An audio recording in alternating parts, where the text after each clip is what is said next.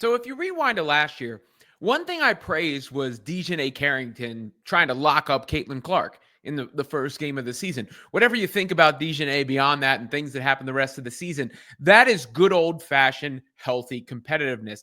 Heck, even when, Kelsey Plum and the rest of them were full court pressing in the All-Star game, same thing.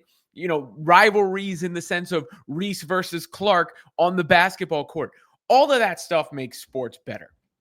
It's the ugly nonsense. It's the BS that can be done without, but the healthy competitiveness, the chip on the shoulder, that's just hoops, right? Like that's just hoops. And I feel like the new wave of players coming in, perhaps they're just benefiting from the increased intention, the increased earning power, all that stuff, because it does feel like there's a fresher mind state in the next generation of players.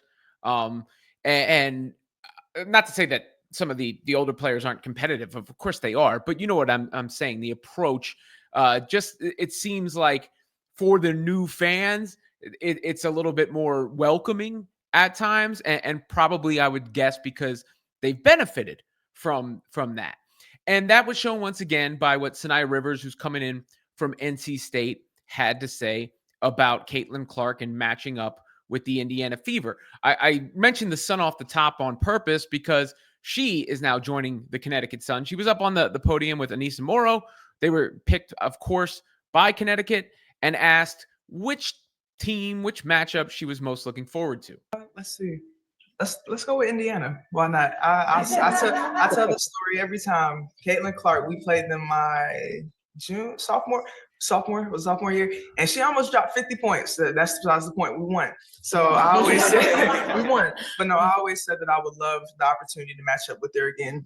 Because I feel like my defense has grown since then and my confidence has grown. So I want to be the player that maybe tries my best to shut down the best players every night. So she's definitely one of the ones on that team. So I would love the opportunity to match up. Caitlin's gonna be Caitlin. She's gonna hit shots, but I'm not gonna I'm not gonna get in my head. I'm just gonna keep stepping up, and I would love to slow her down a little bit. That's the, perfect mind state, the perfect attitude, the perfect competitive spirit. We played it before. I want to play again. I'm going to show her what I got right now. I ain't ducking the smoke. Not ducking the smoke. And, I know from experience, it's very actually like this is a true thing. There are players and there are, PR people who request to not be asked about Caitlin Clark or to not talk about Caitlin Clark. And that has happened. So for her to come out and volunteer that, I think is refreshing. And when you saw like Hannah Hidalgo when she made that face on the live about the possible matchup, and obviously Juju and Paige have neither of them have seemed to ever say anything that could be construed as negative about what they're coming into. And you want that, right? Like you want those head-to-head matchups. You want those rivalries. No one's going to lie and say, or they are lying if they say like Dallas and Indiana isn't a more anticipated matchup now because Clark is going against Paige and Dejanay and Alyssa's over there from the Fever. Same thing as the Sky and the Fever, like the healthy competitive aspects of sports. And it's nice to see those rookies coming in with a chip on their shoulder as well, wanting a part of the action. And knowing like if you do go into a game with Clark and hold your own, or hell, get the best of her on that night, then that can really amplify your profile and change, the trajectory of how you're viewed and seen throughout the league. Now, as far as the rookies go, there's a rookie on the Fever, or at least on the Fever into camp, Michaela Timpson, who I believe might be the favorite to make the team, but she talked about joining the Indiana Fever as well. Obviously, this wouldn't be matching up with Caitlin Clark and company, but taking the floor with them. How much better is it that you get to go to the Fever with Natasha Howard already there? Have you talked to her yet? Has she reached out? And how much better does that make it that you got someone you already know is going to be there? Oh yeah, I mean she reached out to me yesterday, and we always been talking, And she told me like earlier last year that she wanted to play with me, and this was before she went to the Fever. So I mean, I guess she's spoken into existence, But yeah, we've been talking, and she's been giving me a lot of pointers, and I'm just super excited to be with someone who I know. It's also kind of cool that you get just to go to Kim Clark Oh yeah, that's gonna be pretty cool. I mean, she's a great point guard. You know, she set the tone for the league last year. You know, she had an incredible rookie season. So I'm just excited to play with her as well. So there you go too. Who wouldn't be? And look, if you make the team, if you're Timpson and you make the team, all of a sudden you're no longer the 19th pick in the draft that people don't know. You are now a big part of the core, a big part of the future of the biggest show in women's sports, in sports over the summer, in basketball, maybe. There's a lot of different ways you could spin that and put that.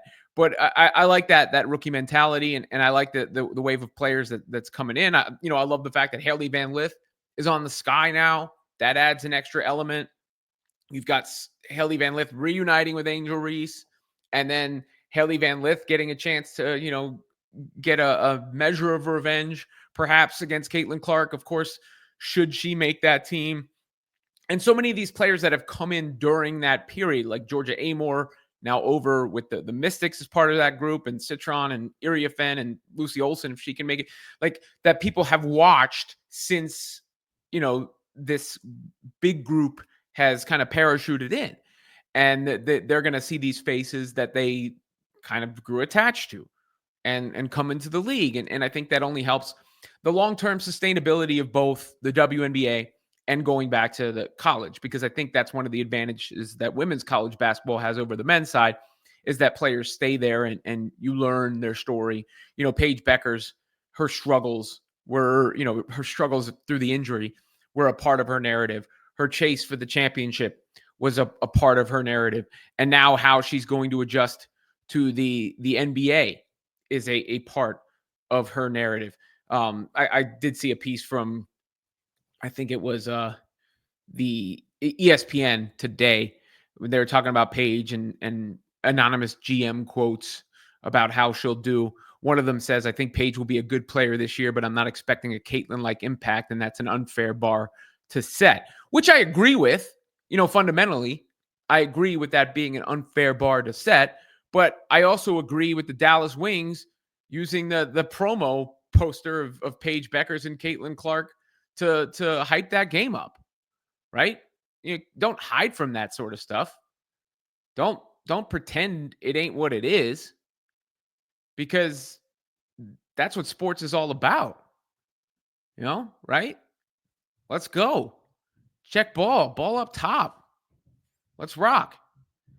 So that's why I liked what I saw from Rivers there, and I like what I see from the rookie class in general.